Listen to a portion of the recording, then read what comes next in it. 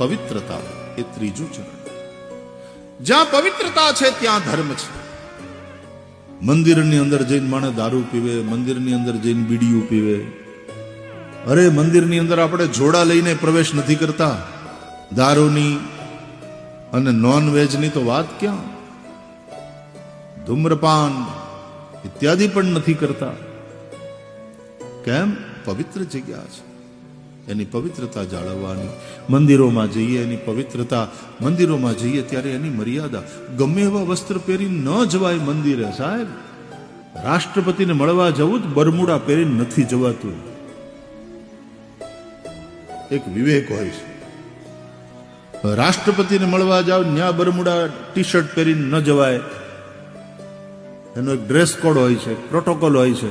રાષ્ટ્રપતિને મળવા જવાનો એક પ્રોટોકોલ ને જગતપતિને મળવા જવાનો એક પ્રોટોકોલ તો હોય ને સાહેબ. એટલે મંદિરે શું પહેરીને જવાય? મારી બેન દીકરીઓને મારે ખાસ સમજાવવું છે, ટપારવી છે અને સમજાવવી છે કે બેટા ગમે તે પહેરીને ન જવાય મંદિરમાં, ગમે તે પહેરીને ન જવાય સાધુ સંતો પાસે. એક મર્યાદા, એક પવિત્રતા.